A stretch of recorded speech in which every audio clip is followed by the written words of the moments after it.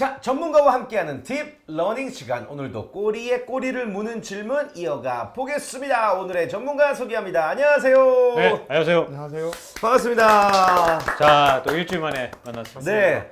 대표님은 어떻게 지내세요? 주로 이제 방송도 하시고 강의도 하시고. 저는 예. 책거에서 책을 많이 봅니다. 뭔가 자신이 부끄러워지네. 아, 왜요? 네. 우리는 각자 다 해야 될 일들을 하고 있는 거잖아요. 그런 거죠? 예. 누워서 핸드폰 아예 안 하시진 않으시죠? 잘 안 봐요. 어. 저는 SNS를 아예 하지 않아요. 예.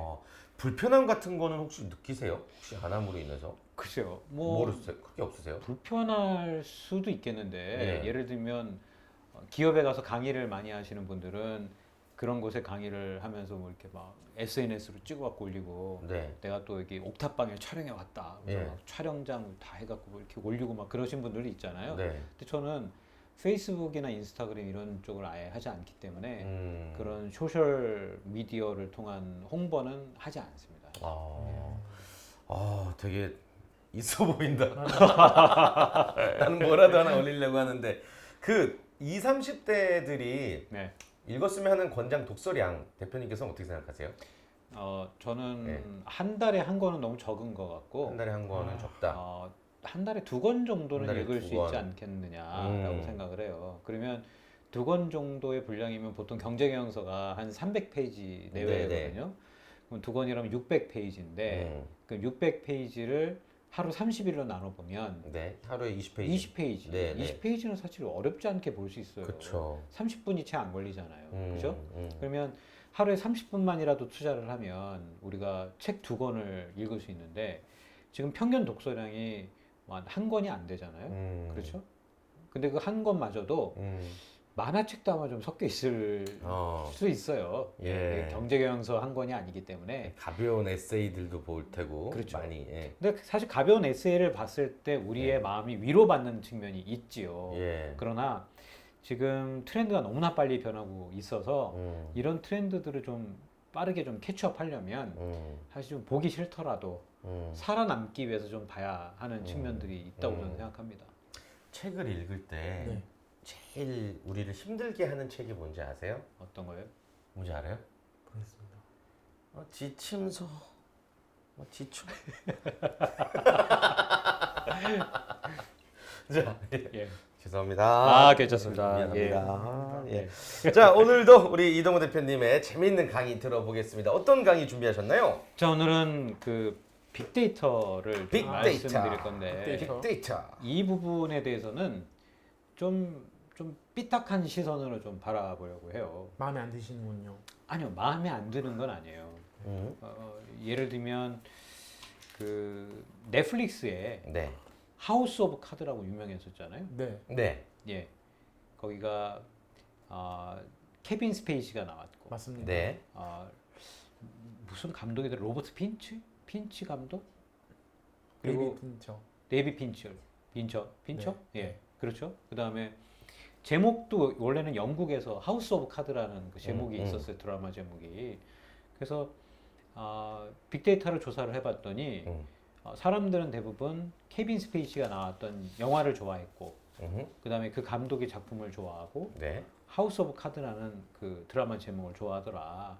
이걸 가지고 각본을 보지도 않고 무려 1억 달러를 그냥 선투자하는 결정을 내렸거든요. 그러니까 빅데이터를 이야기를 할 때 그 아주 모범적인 사례로 나오기도 하죠. 근데 사실 빅데이터를 우리가 이야기를 할 때는 약간 좀 비판적인 시각으로 좀 바라보고 그 다음에 다른 트렌드와 달리 취준생 여러분들에게는 반드시 도움이 되는 그 지식이 하나 있다. 제가 오늘 후반부에 말씀드릴 거예요. 네. 예. 끝까지 보셔야 됩니다, 예, 여러분. 요것을 좀 말씀드리기 위해서 네. 오늘 빅데이터를 좀 이야기할 필요가 있다. 맞습니다. 네. 일단 이게 빅데이터를 근데 삐딱한 시선으로 바라볼 수 있는 게 뭐가 있을까 좀 의아하긴 해요. 네. 맞습니다.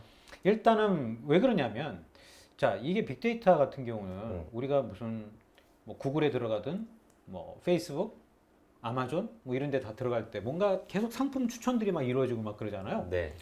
뭔가 알고리즘이 바뀌는 것 같기도 하고 그 알고리즘을 정확하게 아는 사람은 전 세계에 수십 명밖에 안 돼요.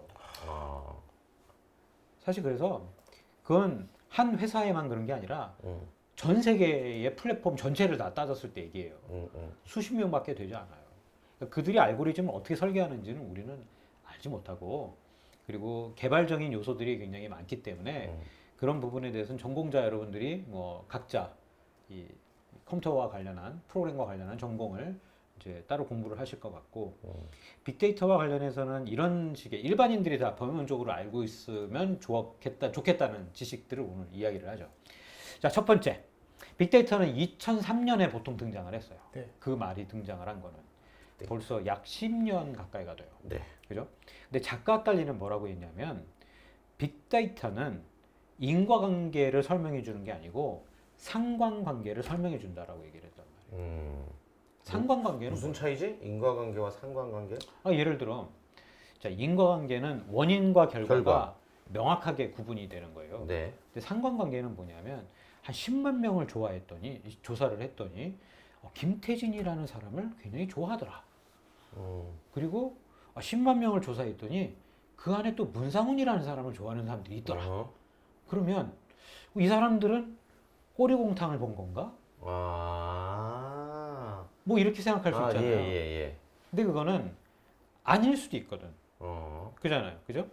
다른 데서 유튜브에서 봤을 수도 있고 다른 프로그램에서 봐서 팬층이 형성됐을 수도 있고. 네. 맞습니다. 그 사람들이 공통점이 있는 건 아닌데 10만 명을 딱 그렇게 데이터를 놓고 보니까 두 사람 다 이 사람들이 몇 사람들이 이 두 사람을 좋아하는데 그러면 꼬리곰탕을 본 건가? 교집합을 찾는구나. 예, 그게 바로 상관관계인 거예요. 네. 그러니까 상관관계는 뭔가 데이터가 많으면 많을수록 뭐 하나쯤은 건질 수 있어.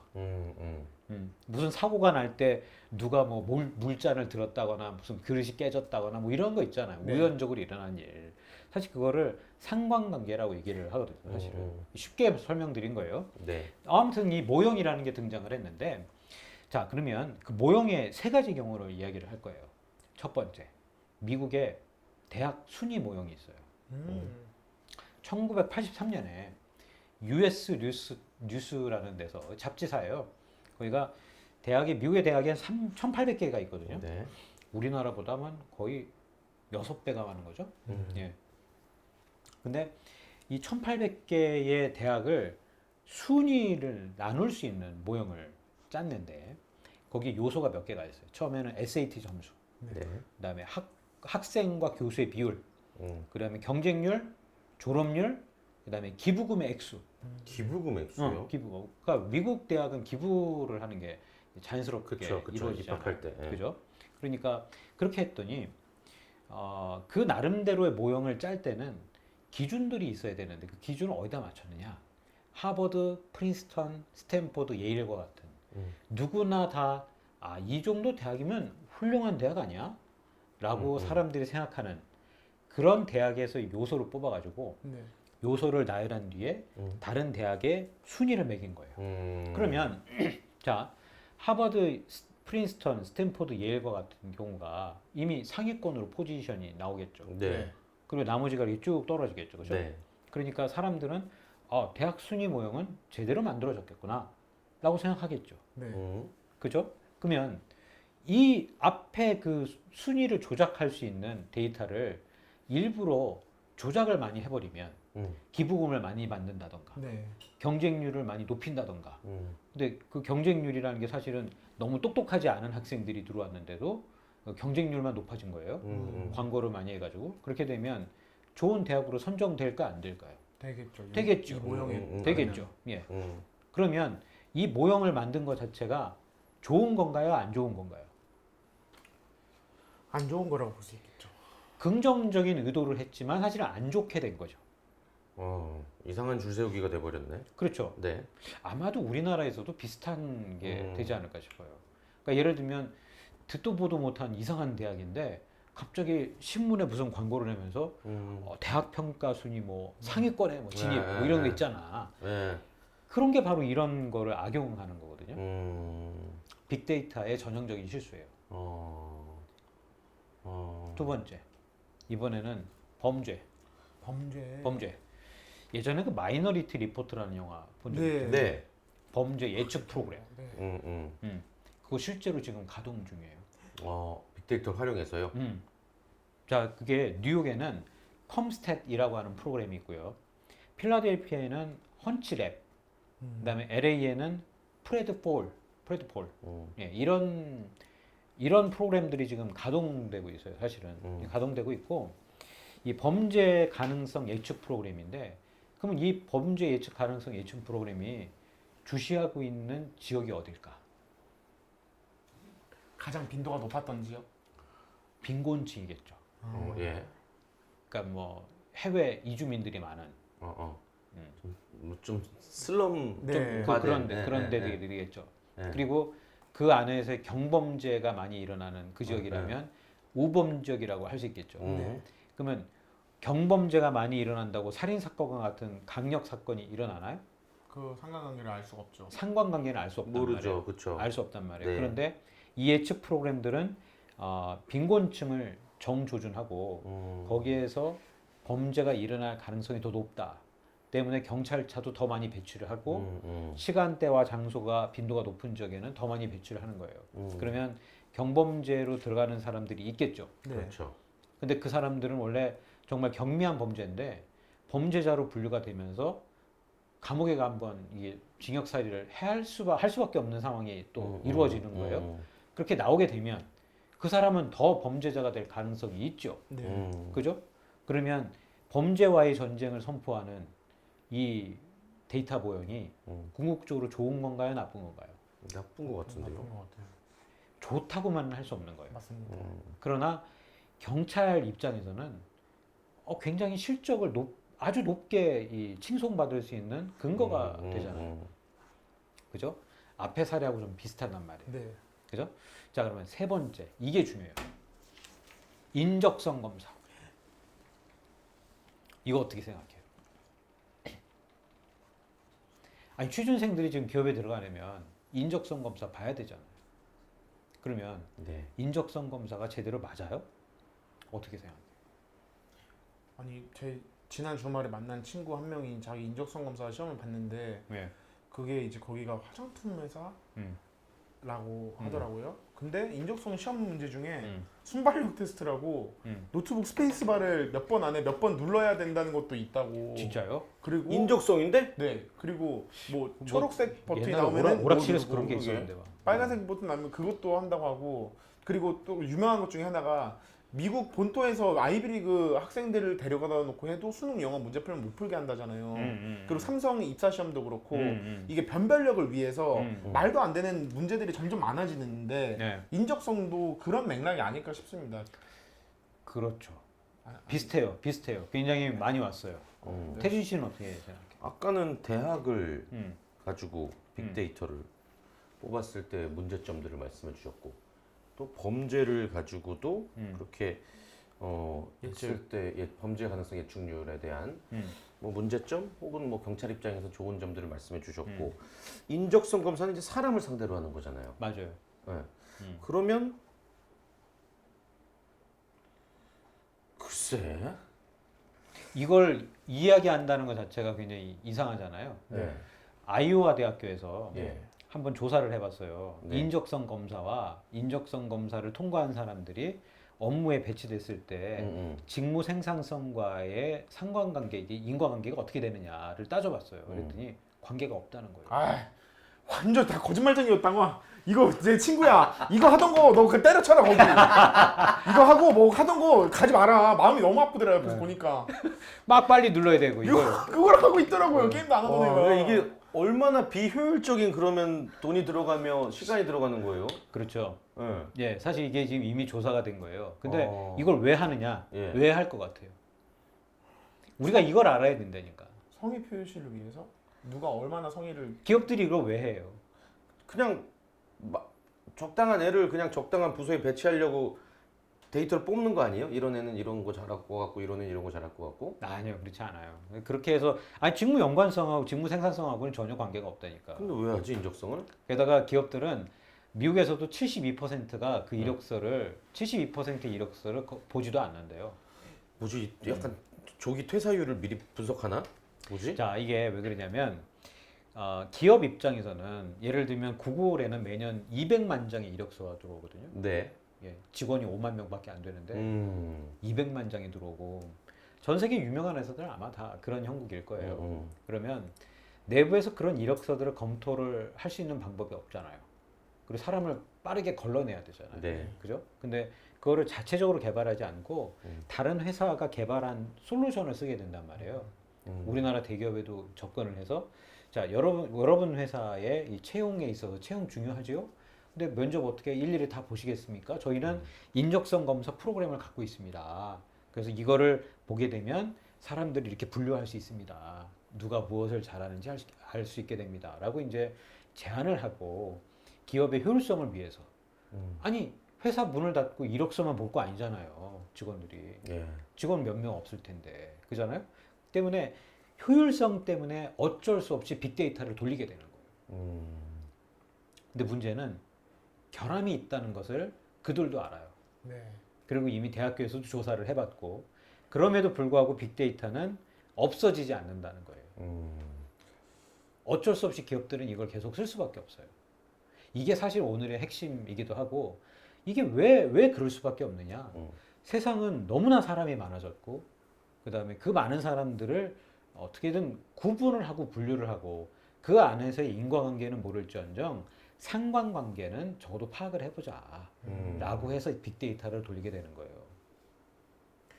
대표님 조금 벗어난 질문일 수도 있는데 제가 대표 말씀 쭉 들으면서 그 범죄 예방 예측도 그렇고 인적성도 그렇고 궁금한 거 하나가 그런 표현이 있잖아요. 100명의 사람이 있으면 100개의 우주가 있는 거다. 우주만큼의 뭐 경험이든 생각이든 감정이든 다양하다는 건데 인적성도 이제 그런 식으로 접근하는 방법을 보면은 데이터는 지금도 쌓여가고 있잖아요. 그럼 그거를 뭐 환산할 수는 없지만 몇 조개, 몇천 조개 있을 텐데 언젠가는 그 빅데이터의 그 데이터가 인간 한 명 한 명의 패턴까지도 다 예측할 수 있을 만큼 커질까요? 모든 인간을 카테고리화 할 수 있을 만큼? 그러려면 정말 컴퓨터가 엄청난 컴퓨터가 있어야 되겠네요. 예. 근데 그럴 날이 오게 되면 그 컴퓨터는 거의 신 아니에요? 그럴 것 같아요. 예. 거의 뭐 신의 역할을 하게 될 것 같은데요. 근데 지금 중국의 항저우 같은 도시가 항저우가 지금 스마트 시티로 지금 바꾼다고 하잖아요. 항저우, 예. 우리나라도 지금 그 모델을 간다고 하고. 네. 근데 그렇게 되면 어떤 사람이 길을 걸어갈 때도 그 사람이 누군지를 자동으로 인식하게 되고 그리고 가게에 들어갔을 때도 뭐 홍채 인식이나 그 사람 안면 인식을 하기 때문에 그 사람이 아 문상훈이구나 김태진이구나 이동우인구나라는 자동으로 알 수 있게 되는 거예요. 또 음성으로 결제를 하게 되고 위치도 정확하게 파악이 되는 거죠. 네. 그게 사실 그게 개인정보에 대한 그 동의에 대한 문제가 있기도 하고 사실 중국이 AI가 더 발달할 수밖에 없었던 게 개인정보에 대한 그 권리 자체가 서양보다는 훨씬 낮아요.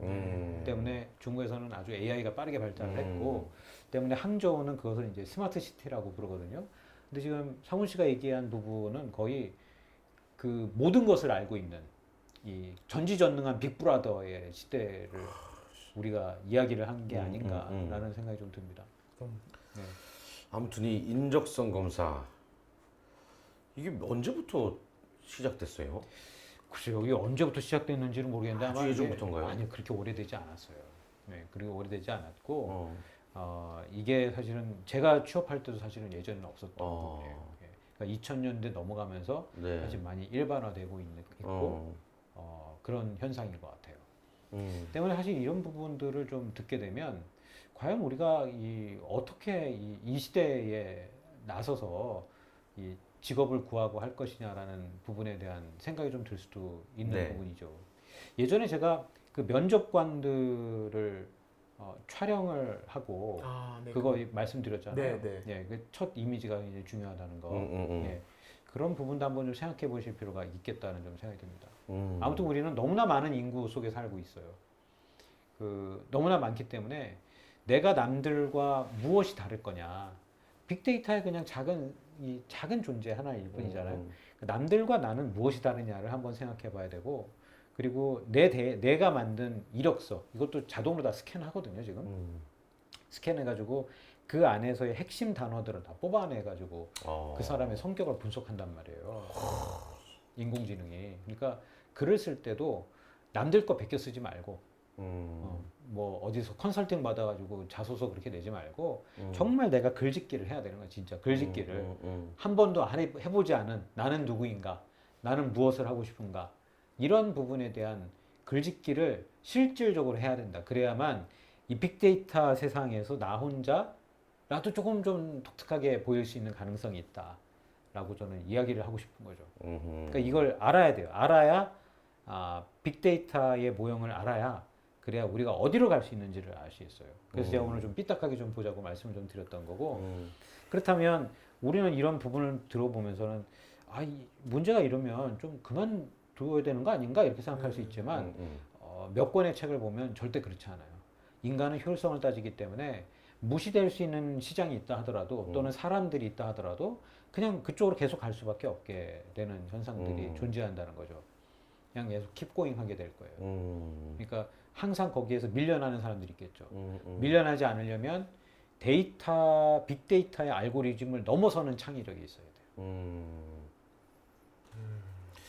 제가 오늘 너무 어려운 주제를 말씀드려요. 아니요, 어려운 주제라기보다는 빅데이터로 인해서 우리 삶이 얼마나 편해지며 내가 무언가를 선택할 때 좀 간결해질 수 있겠구나라는 긍정적인 부분만 생각을 했었는데 이 부정적인 부분에 대해서 처음으로 얘기를 들어서 사실은 좀 쇼킹하긴 해요. 맞아요. 그죠? 예. 섭섭합니다. 근데 사실 이런 것도 느껴보지 않아요? 예를 들면 유튜브에 들어가서 내가 좋아하는 그 카테고리 하나를 한 두세 개 보잖아요.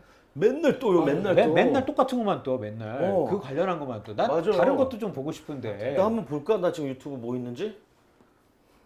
이걸 보면 제가 뭘 검색했는지 금방 볼 수 있는 거 아니에요? 그럼요. 자기의 성향이 나오게 되는 네. 거죠. 봐도 되는 거냐? 부부 상담, 부부 고민. 진짜 리얼로 볼게요.